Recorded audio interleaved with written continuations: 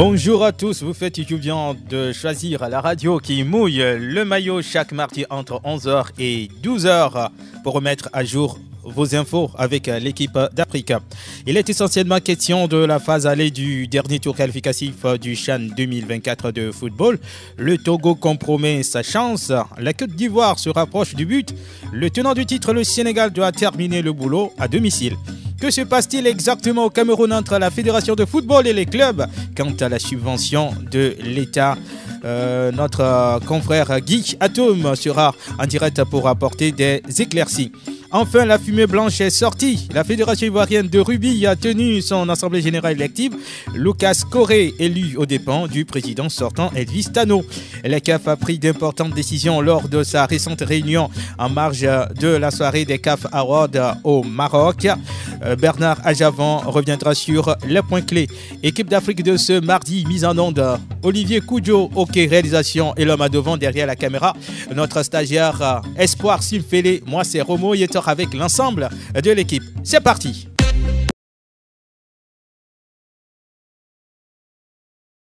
Équipe d'Afrique, on est bien ensemble sur la radio qui mouille le maillot 91.9 et 3 www.sportfmtg.com. Si c'est votre première fois de suivre ce programme, c'est chaque mardi, comme je le disais, sur la 91.9 et 3 www.sportfmtg.com. On fait le tour du continent avec des confrères journalistes. Et notre premier point de chute, c'est bien sûr la Côte d'Ivoire chez Chris Noubouzan. Bonjour Chris.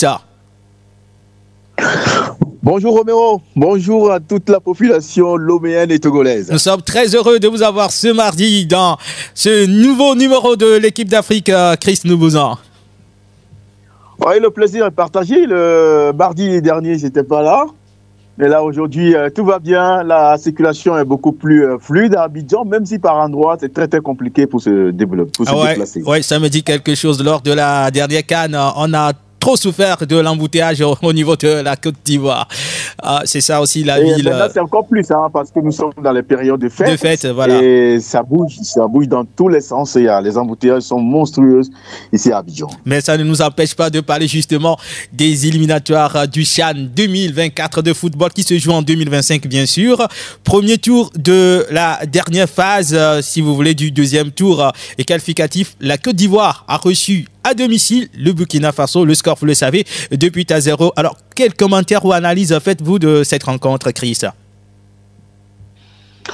Comme commentaire, on pourrait dire que ce match était un match. On se posait beaucoup de questions sur la prestation des éléphants à prime parce que sur le banc, il y avait un homme qui s'appelle Ndri Kofi Romaric, ex-milieu international ivoirien qui faisait partie de la génération dorée avec Didier Drogba, Baki Koné, Gervinho et autres. Alors, on se demandait, il avait eu environ 2 à 3 semaines pour se préparer. Il n'a pas eu aussi tous les joueurs qu'il voulait parce que dans le même temps, le championnat se jouait. Et donc, il a pris ça et là certains joueurs, parce qu'il y a certains clubs qui ont accepté de libérer certains joueurs qui ont pu permis à Kofi Romaric de constituer son équipe. Il a eu environ 2 semaines pour se préparer. Et puis, les Burkinabés, eux, ils sont beaucoup plus concernés par l'affaire. Les joueurs qui évoluent en championnat étaient bien présents. Et puis, pour ce match, ça a été, ils avaient plutôt misé sur l'aspect physique, l'intensité par rapport aux éléphants à prime. Et donc, malheureusement, les éléphants ont réussi à déjouer le plan de Issa Balboné, qui est le coach des étalons à prime, en posant le jeu, en faisant circuler la balle sur de petits espaces, des passes courtes, en mettant beaucoup plus de dynamisme. Et donc, ça a complètement paralysé en griffe cette équipe burkinabé.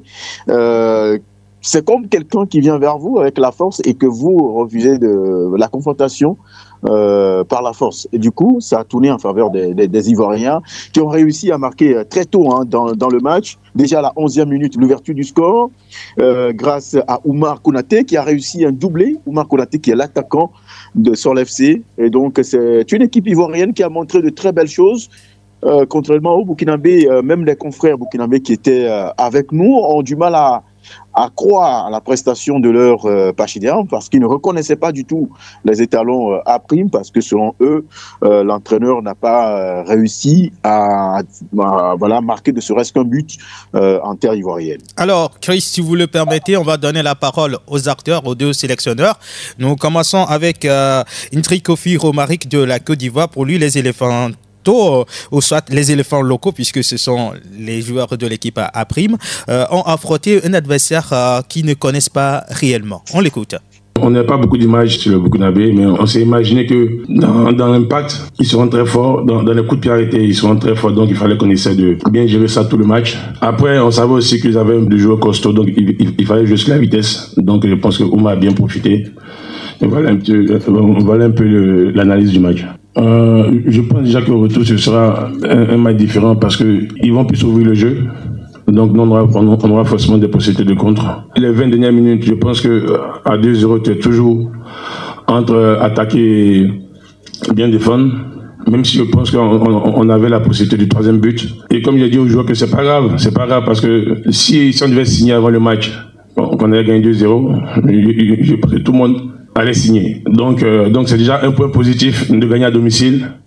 Voilà, c'est pas la beauté qui compte, mais l'essentiel c'est de gagner. La Côte d'Ivoire a réussi à mettre 2 buts au Burkina Faso dans les rangs des étalons locaux, bien sûr. Le sélectionneur dit que son équipe n'a pas encore dit son dernier mot et que tout est encore possible au match retour, et il pointe du doigt également l'arbitrage. On écoute le sélectionneur Issa Balbonné. Pour ce match, nous sommes tombés sur une équipe techniquement posée. Nous avons eu beaucoup d'occasions.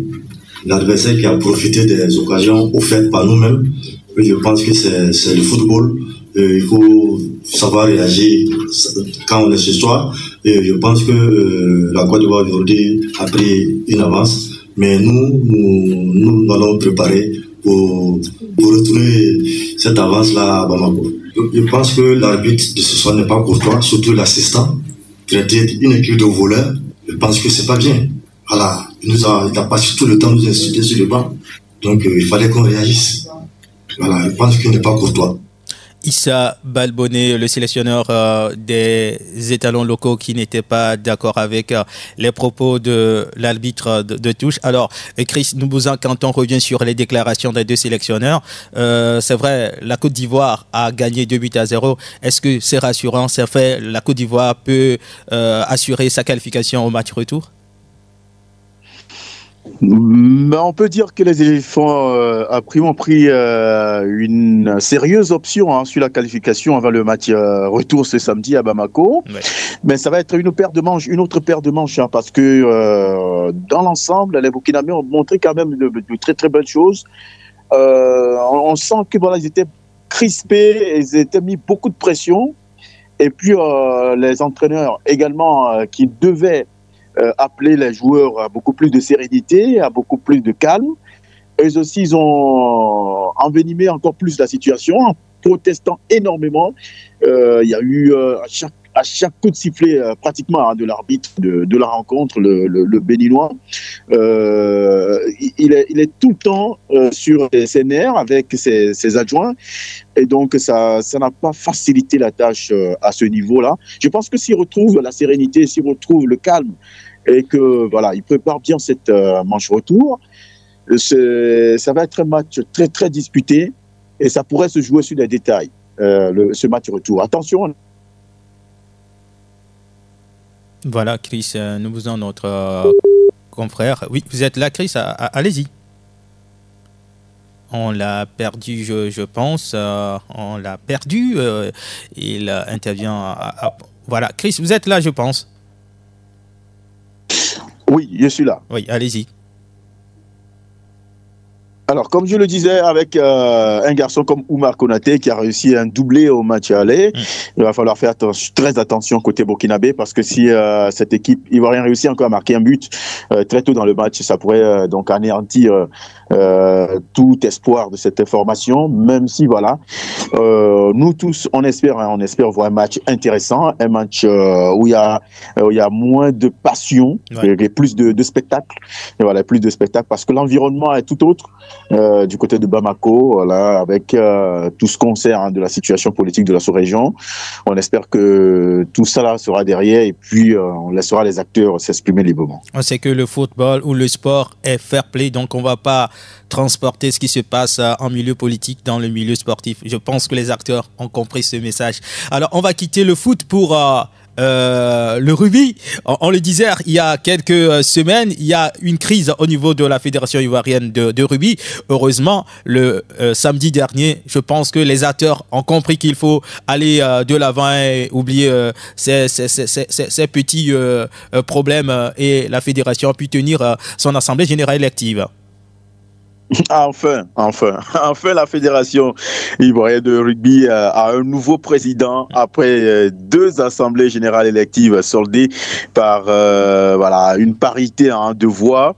Une 3e AGE reportée il y a environ 3 semaines. Ouais. Eh bien, le 4e essai, si on peut le dire ainsi, a été la bonne entre le président sortant, Dr Elvis Marcel Tanon, ouais, et son adversaire Lucas Coré. Eh bien, ce samedi, le samedi dernier, au siège du Comité national olympique de Côte d'Ivoire, le scrutin s'est déroulé dans le calme et c'est Lucas Coré qui a été élu avec 17 voix contre 15 pour le président sortant Elvis Tanon sur les 33 clubs votants. Eh bien, franchement, élu, Lucas Coré prône le rassemblement et l'unité au sein de la fédération, où des dirigeants sont plus actifs que les athlètes. Eh bien, la Fédération ivoirienne de rugby, en crise depuis 2020, va-t-elle enfin se consacrer aux compétitions ou à la formation des acteurs? C'est ce que nous tous, en tout cas journalistes, on se demande et on attend de voir. J'espère que c'est la fin de 4 années de crise au niveau de la Fédération ivoirienne de rugby. Une autre élection, mais qui n'a pas connu de difficultés, pas de problème entre les juristes. Passation, on va dire, tranquille. C'est au niveau de la fédération ivoirienne de tennis qui a aussi tenu son assemblée générale élective. Pas de problème, comme je le disais, à ce niveau. Ah oui, le tennis, comme on le sait, c'est la classe, c'est le respect, c'est la considération, en tout cas, c'est la beauté de tout ce qu'on sait, on voit. Et ça s'est confirmé encore ce samedi, voilà, à Treichville. Tout s'est bien passé et c'est encore. C'est entre Maître Silver Koyo, qui est le nouveau président de la Fédération ivoirienne de tennis. Il remplace Maître Georges Joseph Ngouan, qui a passé 21 ans à la tête de la petite balle jaune. Et d'ailleurs, c'est lui qui était son adjoint durant ces 21 années à la tête de la FIT. Voilà, donc une passe à son bras droit. C'est ça. Et ça a été fait par acclamation.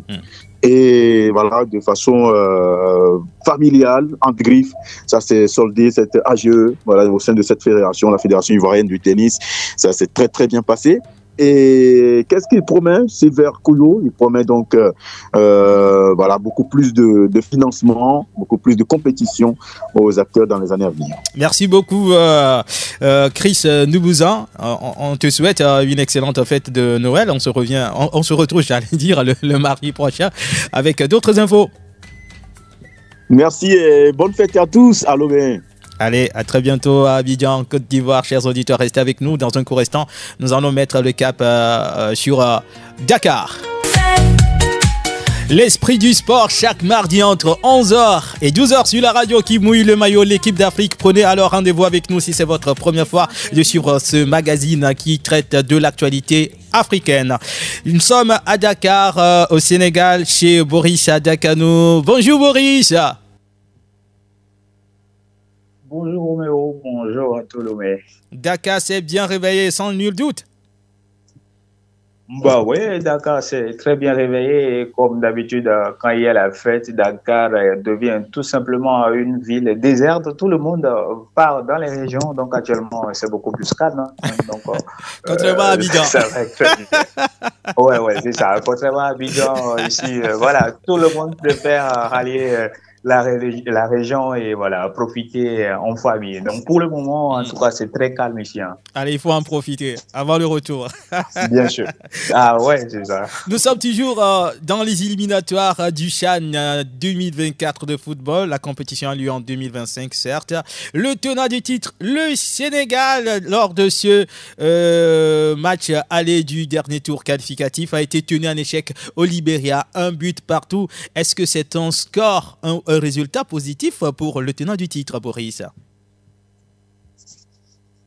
Résultat positif, on ne le dira pas, même si ce n'est pas aussi négatif, parce que le Sénégal est champion en titre. Et puis voilà, avec tout ce que le championnat donne comme meilleur joueur, on s'attendait tout simplement à mieux. Mais bon, malheureusement, ce n'a pas été le cas. Il faut le dire, l'équipe libérienne a livré une très belle affiche, une très belle rencontre avec un nouveau sélectionneur. Il faut noter que Pape Thiaw était en tout cas ce métronome-là, cet homme qui a su en tout cas former une équipe locale sénégalaise exceptionnelle qui a d'ailleurs remporté la dernière Coupe d'Afrique des Nations.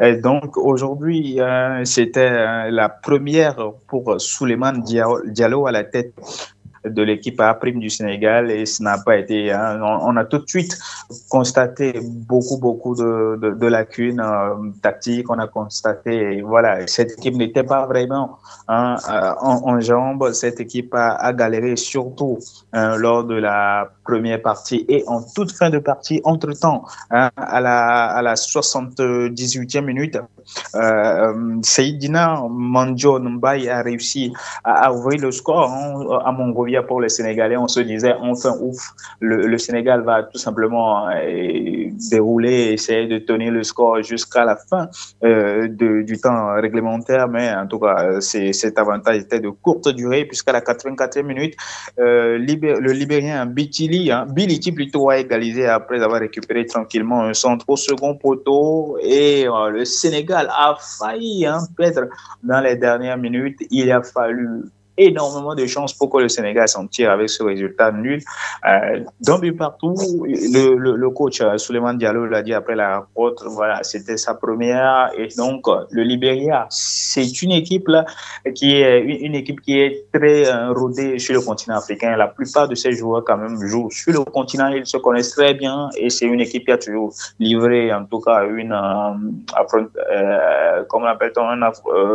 confrontation rude aux Sénégalais. Et donc, avec ce résultat d'un but partout, le retour le samedi prochain s'annonce alléchant. Il suffit que le Sénégal fasse son nul et vierge 0 but partout. Le Sénégal se qualifiera pour le CHAN 2025, Romain. Alors, tu venais de le dire, Souleymane Diallo a pris une équipe qu'il ne connaissait pas forcément parce que c'est Pape Thiaw qui était le patron de cette sélection. Est-ce que là, c'est une pression positive ou négative sur Souleymane Diallo? Ah bah, pression positive, il faut le dire, parce que c'est vrai, on connaît le Sénégal, les joueurs, Pape Thiaw n'est pas parti avec les joueurs, et les joueurs ils sont toujours là, et aujourd'hui c'est à Souleymane Diallo de prouver qu'il a les torts, qu'il a les capacités nécessaires pour faire performer cette équipe sénégalaise de la meilleure des façons. Jusqu'alors, il n'est pas encore dos au mur, ce n'était qu'un match nul, et on sait, à l'extérieur, ce n'est pas du tout un mauvais résultat. Surtout que dans la zone Afrique, il y a toujours le but d'avance qui compte. Le Sénégal a réussi à mettre ce but-là qui le met provisoirement qualifié pour la prochaine Coupe d'Afrique des Nations. Donc aujourd'hui, il faut tout simplement, comment l'appelle-t-on, gérer l'avance. Et aujourd'hui, avec un match nul et vierge, le Sénégal est qualifié. Souleymane Diallo dit le Sénégal ne se contentera pas d'un match nul. Il faut tout simplement gagner à Diamniadio le samedi prochain avec l'apport du public, avec le soutien du public et avec en tout cas ces joueurs-là. Il y aura forcément du mieux. Voilà, c'est vrai, il y aura forcément du mieux à domicile avec une équipe, comme je le disais, dirigée désormais par Souleymane Diallo. C'est la première fois après l'ère Pape Thiaw que l'équipe n'a pas gagné un seul match. Je crois que le fait de recevoir à domicile, c'est déjà un avantage pour les Lions locaux qui doivent forcément gagner pour se qualifier. Est-ce que le match est arrivé à un moment où le championnat n'a pas encore pris une véritable allure? Non, il faut pas le dire. Le Sénégal se préparait depuis plusieurs semaines déjà. Donc, on connaît des pays qui n'ont même pas de championnat, mais qui s'en sortent très bien. Ici, le championnat avance très bien et tous les joueurs sont déjà rodés. Donc, ce n'est pas vraiment... On n'a pas constaté les joueurs en forme physique. Non, c'était plutôt une incompréhension tactique sur le terrain. On a vu beaucoup des joueurs qui se comprenaient pas. Les premières consignes du coach ne passaient pas, surtout en première période, c'était assez compliqué pour les joueurs de se retrouver. Et donc, on croit que c'est tout simplement la pression du début pour Souleymane Diallo et avec le temps, surtout avec ce match retour qui sera à domicile, les choses, il y aura beaucoup plus de tranquillité autour de cette équipe-là. Les joueurs sont bel et bien en jambes. Le Sénégal n'a pas galéré physiquement, il faut le dire, il faut le répéter. C'est plutôt tactiquement que les joueurs ont pêché et en attaque, il y a eu beaucoup de pertes de balles. Et donc, voilà, ça, c'est au côté de trouver l'astuce qu'il faut, les remèdes qu'il faut pour que l'équipe puisse dérouler tranquillement le samedi prochain. Et quoi qu'on dise, le Sénégal est toujours, beaucoup sont contents, beaucoup se disent que la qualification sera tout simplement acquise le samedi prochain pour aller jouer et cette 8e édition du CHAN du 1er au 28 février 2025. Il faut le dire, la Tanzanie, l'Ouganda et le Kenya qui sont les pays organisateurs. Merci beaucoup Boris Adakanou. On va aussi checker la date, je crois que c'est le 29. Si c'est le 29, ça doit être un dimanche. Voilà. Si c'est le 29 que le Sénégal reçoit, ça doit être un dimanche. Non, c'est le 28. C'est le 28, d'accord. Donc le 28, donc c'est le samedi prochain. Samedi. Merci beaucoup Boris. On se retrouve mardi prochain. On te souhaite bonne fête de nativité. Bonne fête à toi, Roméo. Bonne fête à toi, plutôt bonne fête aux techniciens et à tout le personnel de la radio qui mouille le maillot. Ouais, merci beaucoup, mon frère. Prends soin de toi. Ouais. Chers auditeurs, vous restez avec nous, ne changez pas une seule seconde votre position d'écoute. Restez avec nous sur la 91.9 ou www.sportfmtg.com. On fera un petit tour également au Niger pour parler de ce match Togo-Niger. Le match s'est joué ici à Lomé à Kégué le dimanche dernier. Maintenant, quelle est l'analyse de la presse nigérienne? On en parle dans un court instant. Restez avec nous. Mardi, c'est le jour parfait sur la radio qui mouille le maillot avec l'équipe d'Afrique. On vous livre toutes les infos sur le continent et nous sommes avec le match aller du dernier tour qualificatif pour le CHAN 2024 de football. Le Niger est venu arracher un nul à Lomé, un but partout face aux éperviers locaux. Quelle est l'analyse du côté du Niger? Quelle analyse la presse nigérienne fait-elle justement de ce match nul? Sur place, nous retrouvons Martin Aradio qui est à Niamey. Bonjour Martin. Bonjour Roméo, bonjour à tous les auditeurs de Sport FM. Alors, après le match nul du Niger à Lomé, naturellement, du côté du Niger, c'est quand même une satisfaction. C'était l'objectif, ne pas perdre à Lomé et se donner les moyens d'aller concrétiser à Bamako.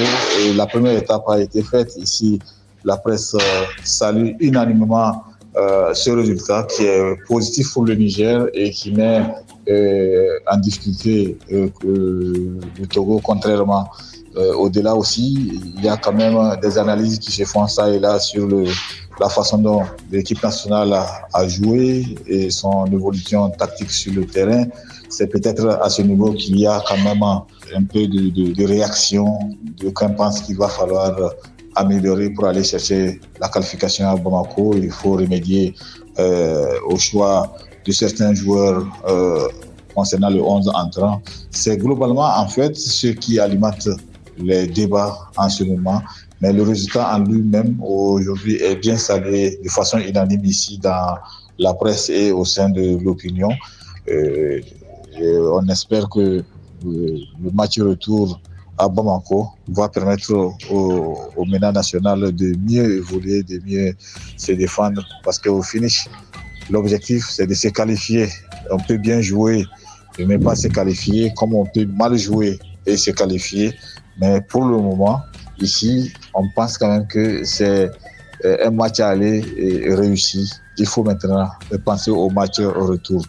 En tout cas, contrairement au Togo, je crois que, comme je l'ai dit depuis le début, c'est quand même de la satisfaction, c'est un résultat qui est bon à prendre et il faut rester prudent. C'est peut-être à ce niveau que les uns les autres appellent le staff technique à mieux gérer les émotions, à mieux gérer la psychologie des joueurs et à tenir un bon discours, parce que faire un match nul, un but partout n'est pas synonyme de qualification. Il va falloir le concrétiser et cela, il faut avoir un bon état d'esprit ce jour-là, le 27 à Bamako.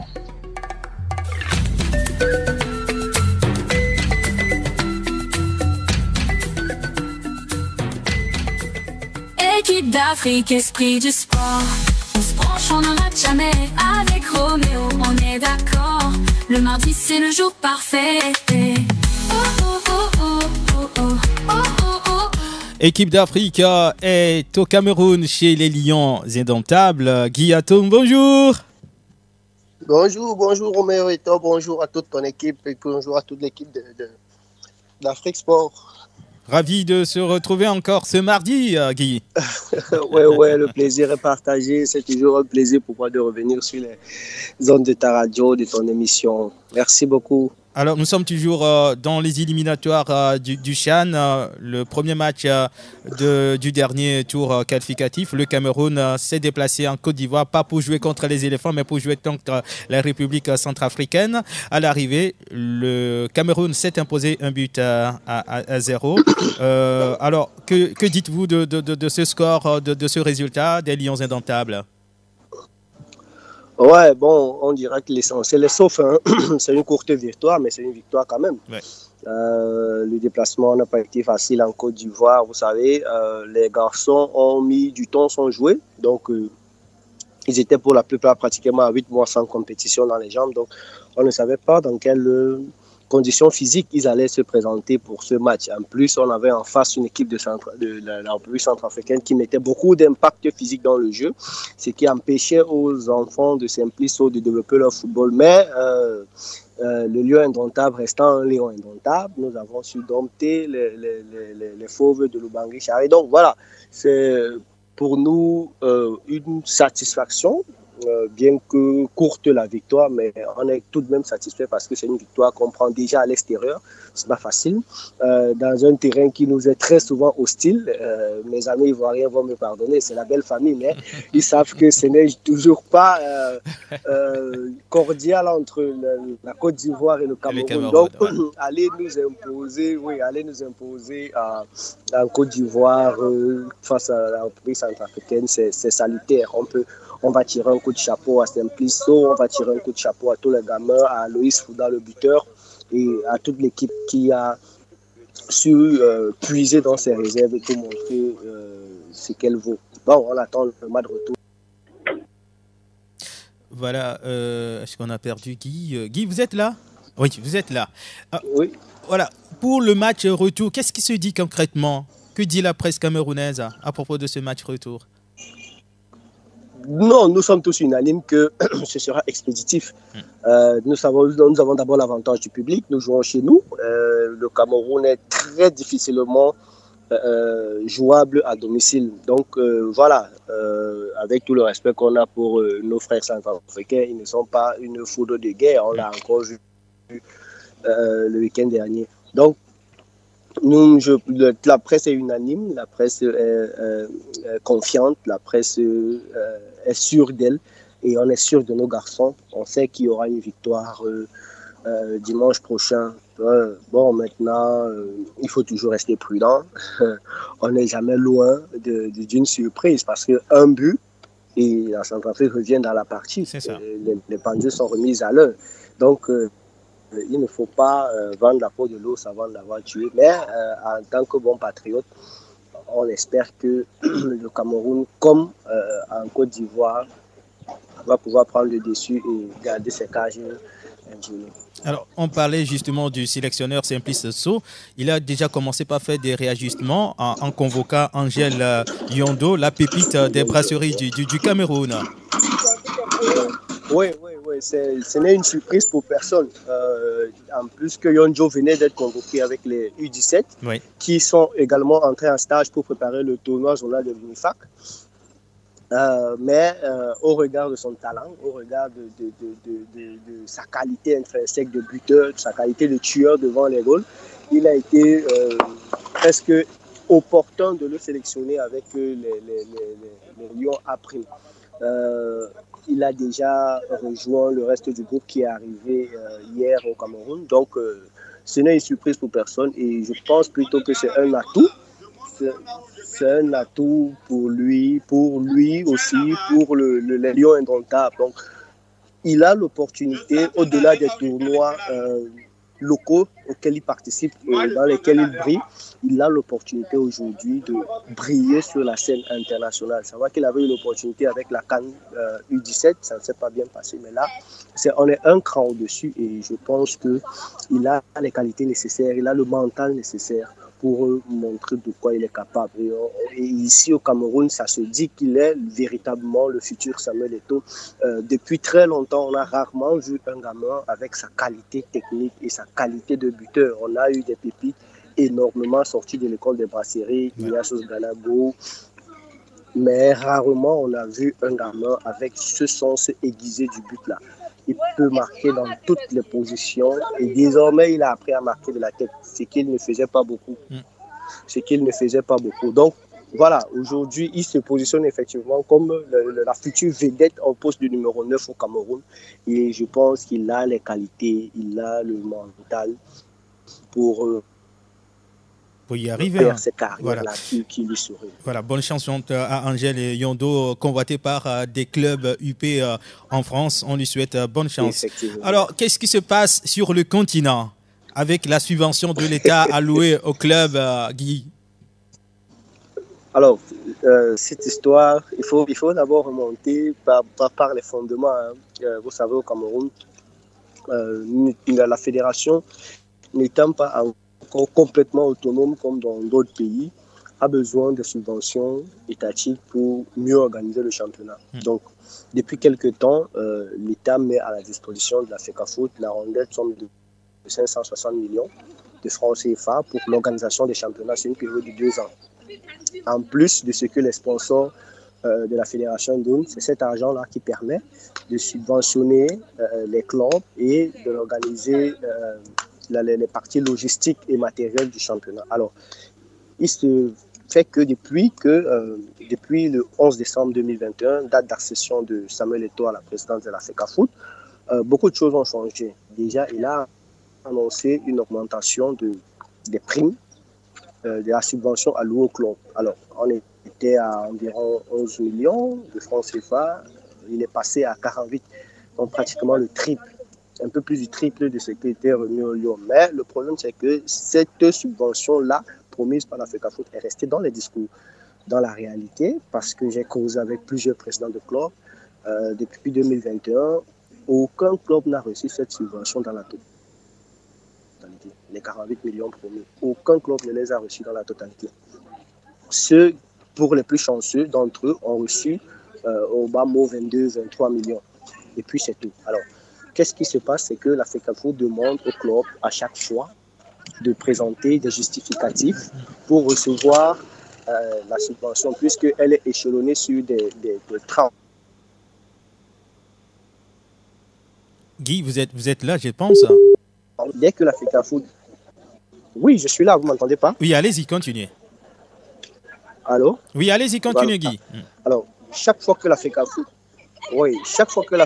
verse une tranche de la subvention, il faut que le club vienne justifier l'utilisation de cette première tranche. C'est-à-dire que, bon, voilà, vous nous avez donné 10 millions pour la première tranche, ces 10 millions ont servi à payer les joueurs, voici les relevés de virement bancaire des joueurs, a permis payer le loyer du siège a permis. C'est ce que la FECAFOOT a demandé à plusieurs clubs. Certains ont fourni des justificatifs. Ils ne sont toujours pas rentrés en possession des secondes des autres tranches. Donc voilà, aujourd'hui, les clubs ont décidé de passer directement par le gouvernement. Donc ils ont initié le 18 dernier une réunion entre le ministre des Sports et eux, les présidents de clubs. C'est-à-dire que tous les présidents de clubs n'étaient pas représentés parce qu'il faut le dire, aujourd'hui, le football camerounais est un peu divisé. Il y a ces présidents de clubs-là qui sont à la solde de Samuel Eto'o et qui ne font rien contre lui. Et il y a ces présidents de clubs-là qui sont farouchement opposés à sa gestion. Donc, il y a cette caste de présidents de clubs farouchement opposés à sa gestion qui était à la réunion avec le ministre. Alors, ce qu'ils se sont dit, c'est qu'il va falloir que désormais, la subvention allouée au club soit directement versée dans les comptes des clubs. Ce dont la FECAFOOT n'est naturellement pas d'accord, parce qu'elle avait déjà écrit au gouvernement pour que les 560 millions de francs CFA alloués pour l'organisation du championnat leur soient remis à eux, la FECAFOOT. Donc voilà, c'est un peu le quiproquo qu'il y a. Donc si on comprend bien, la FECAFOOT est en train de protéger les intérêts des joueurs qui sont des acteurs. Des joueurs qui sont des acteurs. Voilà, et les présidents de club ne sont pas totalement d'accord. Maintenant, les présidents de club, bien entendu, énumèrent un certain nombre de griefs contre la FECAFOOT. Ouais. Ils disent en effet que lorsque l'argent est remis à la FECAFOOT, eux, les clubs, ne le perçoivent pas à la totalité. Mais il suffit de présenter les pièces justificatives pour avoir le reste de la subvention. Oui. C'est l'une des conditions. Sauf qu'il y a des clubs qui, d'après les informations que j'ai pu glaner ci et là, il y a des clubs qui disent avoir remis tous les justificatifs nécessaires, mais n'ont pas reçu les autres tranches. D'accord, on suivra de près ce dossier. Oui, nous-mêmes, nous le suivons de près, nous sommes suspendus, mais au thème de la réunion avec les présidents de club, le ministre, vous savez que lui-même, il n'est pas très en bon terme. Il est en froid avec Samuel Eto'o. Oui. Et voilà, et donc tout ce qu'il pourra faire, tout ce qui est de son ressort pour mettre à mal Samuel Eto'o, il ne va certainement pas s'en priver. Donc voilà, il a sauté sur cette aubaine-là pour dire que ok, voilà, les présidents de club sont marginalisés désormais. Je vais mettre l'argent directement à leur disposition. Aux dernières nouvelles, ça va un peu mieux entre le ministre et Samuel Eto'o. Dans sa dernière interview accordée aux confrères de Radio France Inter, il n'a pas mentionné en tant que tel ce problème avec le ministre. Mais il n'est pas opportun pour Samuel Eto'o de venir en Mondovision sur une chaîne internationale dire qu'il a couteau tiré avec sa tutelle. Donc là, on est dans du politiquement correct et Samuel sait très bien le faire. N'importe qui à sa place l'aurait fait. Je ne pense pas que si aujourd'hui vous avez des problèmes avec le ministère de la Communication au Togo et je vous interviewe que bon, qu'est-ce qui se passe, Roméo, vous allez me dire que ouais, mais le ministre là, c'est un feignant. Non, je ne pense pas. Je pense que il joue à la diplomatie alors. Voilà, tout au moins pour la forme, vous allez jouer de la diplomatie, vous allez dire que non, c'est rien, c'est un aîné que je respecte. Voilà, donc c'est un peu ça, mais dans le fond, dans la pratique, dans les actes, les deux entités ne s'entendent toujours pas parce que un autre événement qui le prouve encore, c'est que au terme de l'Assemblée générale tenue en novembre, le 16 novembre 2024, l'Assemblée générale de la FECAFOOT, la fédération a adopté de nouveaux textes dont il y a des articles qui ont été changés dans les statuts de la FECAFOOT. La FECAFOOT a donc transmis ces nouveaux statuts au ministère pour approbation. Sauf que le ministre a refusé de les approuver, arguant que la FECAFOOT devrait donner des justificatifs sur la conformité des nouveaux articles, alors que la loi ne le prévoit nulle part. La loi prévoit que pendant une assemblée générale de la FECAFOOT, il y a les membres du gouvernement qui représentent le ministère des Sports qui sont représentés à cette assemblée générale-là. Et donc, tout ce qui est à l'ordre du jour, il valide au nom du gouvernement. Donc, au terme de l'assemblée générale, le ministère doit uniquement délivrer un acte de conformité, c'est-à-dire qu'il doit reconnaître la conformité des nouveaux statuts.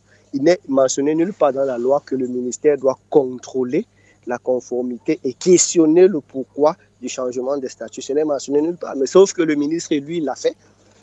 Et Tofis a répondu dans un document de pratiquement 3 ou 4 pages pour expliquer au ministre que non, mais monsieur le ministre, ce n'est pas de votre rôle. Donc voilà, il y a un nouveau front qui est ouvert aujourd'hui entre le ministre et Samuel Eto'o, après le front du sélectionneur, après le front de la gestion de l'équipe. Maintenant, on est sur le front des subventions au club et de la validation des nouveaux statuts de la FECAFOOT. Merci Guy Atoum pour toutes ces précisions. On souhaite calme, beaucoup de calme au football camerounais, que le calme revienne dans la tanière des lions indomptables du Cameroun. C'est effectivement ce que nous aussi nous souhaitons. Vous savez, personne ne peut évoluer dans un environnement conflictuel. C'est ça. Le calme et la sérénité pourront nous assurer de très belles victoires avec le nouveau visage que présente la sélection camerounaise. Mais il faudrait que les acteurs majeurs du football, le ministre, la fédération, le sélectionneur, les présidents de clubs décident de travailler main dans la main et de parler d'une seule voix. Merci beaucoup Guy, on se retrouve mardi prochain. On te souhaite une très bonne fête de Noël Guy. Merci. Joyeux Noël à vous au Togo, joyeux Noël à tous les consultants, à toute l'Afrique. Merci beaucoup, à très bientôt. Chers auditeurs, restez avec nous. Cette fois-ci, on va boucler le dossier des éliminatoires du CHAN 2024 de football. On sollicite Grégoire Attignon qui nous fait le point complet sur les matchs disputés pour le compte de la phase allée du dernier tour. Le champion en titre, le Sénégal, réalise un nul à Monrovia devant le Libéria, un but partout. Nul 0-0 entre le Ghana et le Nigeria. La Côte d'Ivoire dispose du Burkina Faso 2-0. La Mauritanie l'emporte sur le Mali 1-0. Le Soudan, en déplacement, prend le dessus sur l'Éthiopie 2-0. Le Soudan du Sud bat le Rwanda 3-2 samedi. L'Angola domine le Lesotho 2-0. Nul 0-0 entre la Guinée équatoriale et le Congo. Un but partout entre le Tchad et la République démocratique du Congo. Lourde défaite à domicile du Mozambique devant la Zambie, 0-3. Madagascar dispose d'Eswatini 2-0. La Guinée corrige la Guinée-Bissau 4-1. Les matchs retour ont lieu le week-end à venir. Merci à vous Grégoire Attignon pour le point complet sur les éliminatoires du CHAN 2024 de football. Pour ce qui concerne la phase allée du dernier tour, les matchs retour ont lieu ce week-end. Nous sommes au Burkina Faso chez Stéphane Ouattara. Bonjour Stéphane. Bonjour Roméo, bonjour à tous les auditeurs, bonjour également à toutes les auditrices de Sport FM du Togo. Voilà, nous sommes très contents de t'avoir encore ce matin dans le magazine Équipe d'Afrique. Aujourd'hui, on va s'intéresser à un ancien international de l'équipe nationale du Burkina. Il s'agit justement de Aristide Bansé qui est sur un banc, sur le banc d'une équipe de football. On l'a aperçu l'autre fois, il donnait de la voix, il criait, voilà. Mais Stéphane, vous étiez au cœur de cet événement. De quoi s'agit-il exactement? Ok, naturellement, Aristide Bansé a mis fin à sa carrière il y a quelques années de cela. Et après sa carrière footballistique, c'est vrai, il ne s'est pas retiré totalement car il a un pied dedans et un pied dehors, si vous voulez, on peut dire les deux pieds, parce qu'il a décidé de créer son club, son équipe, un centre de formation dans laquelle il réunit pas mal de jeunes, voilà. Il donne la chance à pas mal de joueurs, de jeunes joueurs, d'embrasser leur rêve, de devenir comme lui, peut-être dans un avenir plus proche, dans 1 an, 2 ans en tout cas. Le club est intitulé, le nom du club, je vais dire, s'appelle Mayence 05, et c'est en l'occurrence à Mayence de l'Allemagne. Je ne sais pas si vous connaissez. Voilà, Mayence 05, justement. Ouais. Voilà, Mayence 05 en Allemagne. Donc, étant donné que Aristide Bansé a évolué dans ce club-là en Allemagne, en partenariat avec Mayence, il a décidé de créer également son club en Côte d'Ivoire, basé en Côte d'Ivoire. Et maintenant, au Burkina Faso, là où il donnait la voix, c'était dans le cadre tournoi de détection, tournoi international de détection, voilà, de détection, où de laquelle plusieurs équipes du Burkina et de la sous-région ont pris part. Et là-bas maintenant, l'équipe d'Aristide Bansé jouait et voilà, le score était 0-0 à la pause et du coup, il donnait la voix, il criait pour encourager ses poulains, ses joueurs, voilà, si vous permettez l'expression, de jouer. Ils ont fini par gagner le match 2-0 et voilà, Aristide Bansé a en tout cas montré de très belles impressions. C'est quand même étonnant de voir son équipe créer il y a, ça ne vaut même pas 2 ans de cela et la qualité du football que l'équipe pratique. Et c'est incroyable, c'est du wow. Alors, quand on prend l'équipe de Aristide Bansé, Mayence 05, qui est basée en Côte d'Ivoire, est-ce qu'il y a possibilité aux autres nationalités de profiter de la formation qu'il donne au sein de son équipe? Oui, naturellement, il y a possibilité pour les autres nationalités de bénéficier. Parfois, il y a des joueurs burkinabés qui sont là-bas.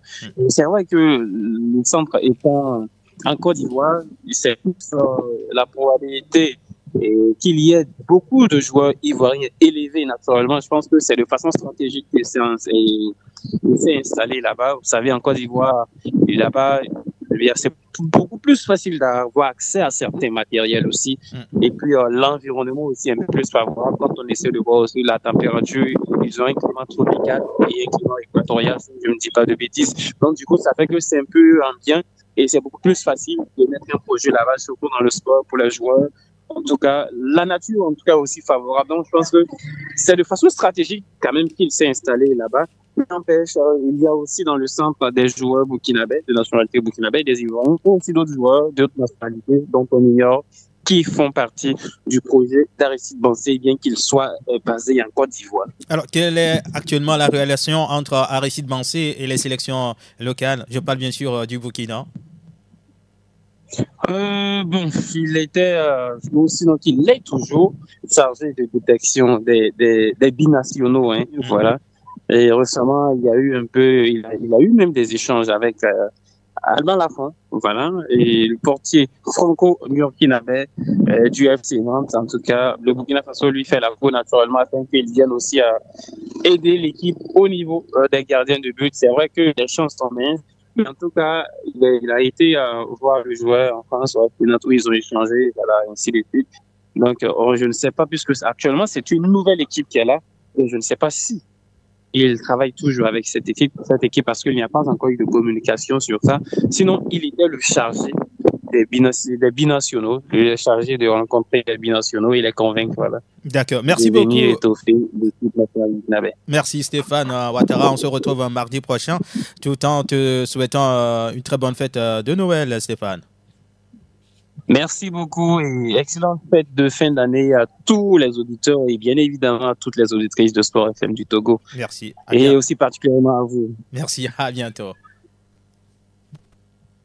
Équipe d'Afrique, esprit du sport. On se branche, on n'en rate jamais. Avec Roméo, on est d'accord. Le mardi.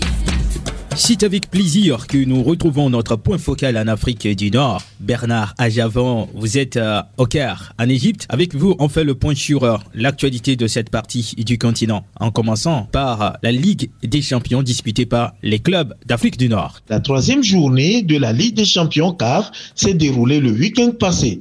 L'AS FAR, lors de son déplacement en République démocratique du Congo, a manqué de créativité et de lucidité devant les buts pour venir à bout du maniement Union. Score final, 1 but partout. La 76e minute, MC Alger a été puni à domicile par Al Hilal de la Mauritanie, 1 but à 0.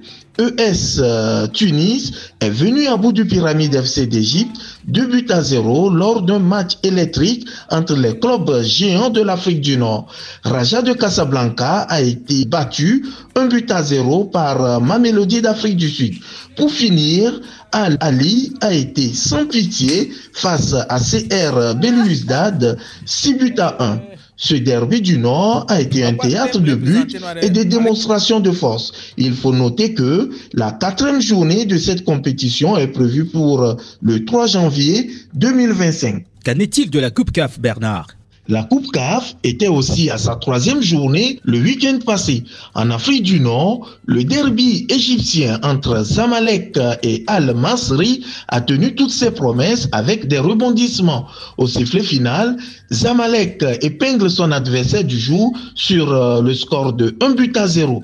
Le CS Sfaxien, de son côté, continue sa descente aux enfers à la suite de sa défaite 1-2 contre Simba Sport Club de Tanzanie. Le RSB Berkane a fait l'essentiel 1-0 face à Stade Malien. USM Alger a repris les choses en main en battant 3-0 la SEC d'Abidjan après le match nul 0 but partout contre Jaraf concédé lors de la 2e journée. CS Constantine d'Algérie, lors de son déplacement, a été tenu en échec par Bravo par 3-2. Rappelons que la 4e journée de cette Coupe de Confédération CAF est donc prévue sur dimanche 5 janvier 2025. En marge de la cérémonie CAF Award 2024, qui s'est déroulée au Maroc, la Confédération africaine de football a tenu une réunion au cours de laquelle d'importantes décisions ont été prises. Faites-nous le point, Bernard. Sous le docteur Patrice Motsepe, le président a ouvert cette réunion sur une note de félicitations du Maroc pour l'attribution de la Coupe du Monde de la FIFA 2030, celle du centenaire. Une organisation conjointe entre le Portugal, l'Espagne et le Maroc. Plusieurs dates ont été données par le président de la CAF. Le 27 janvier 2025 se tiendra à Rabat au Maroc le tirage au sort de la phase finale de la Coupe d'Afrique des Nations Total Énergie Maroc 2025. Le match d'ouverture de la Coupe d'Afrique des Nations U20 Total Maroc 2025 est prévu sur le 30 mars 2025 et la finale le samedi 19 avril 2025. Cette même compétition pour les U20 va débuter le 26 avril 2025 en Côte d'Ivoire et prendra fin le 18 mars 2025. Finale allée de la Coupe de la Confédération 2024-2025 va se jouer le 17 mai 2025 et le retour le 25 mai, tandis que la finale allée de la Ligue des Champions de la CAF 2024-2025 va se jouer le 24 mai 2025 et le retour le 1er juin 2025. Au niveau de la Ligue des Champions féminine 2025, le match d'ouverture est prévu sur le 8 novembre et la finale sur le 23 novembre 2025. Pour finir avec les dates clés annoncées lors de cette réunion, le match d'ouverture de la Coupe d'Afrique des Nations de la CAF Total Énergie Maroc 2025 va se jouer le 21 décembre et la finale est prévue sur le dimanche 18 janvier 2026. Dans la même soirée, le président de la CAF a tenu une rencontre avec les 54 associations membres de la CAF pour discuter des questions relatives au développement du sport dans chaque pays. Il s'agit également d'un moment de renforcement de partenariat entre ces associations membres, les gouvernements, la FIFA et les autres confédérations et le secteur privé. Bernard Ajavon-Duquet pour l'équipe d'Afrique. Bernard Ajavon, notre point focal en Afrique du Nord. Ce sera tout pour ce nouvel épisode de l'équipe d'Afrique. Mise en onde Olivier Koudjo, réalisation Elam Adovan, derrière la caméra notre stagiaire Espoir Simfele. Moi c'est Romo Yetor, je dis merci à tous les confrères journalistes. Chris Noubouza en Côte d'Ivoire, Stéphane Ouattara au Burkina Faso, Boris à Dakano au Sénégal, Guy Atome du Cameroun, sans oublier Martin à Radio au Niger. On se retrouve mardi prochain pour un nouvel épisode. À très bientôt.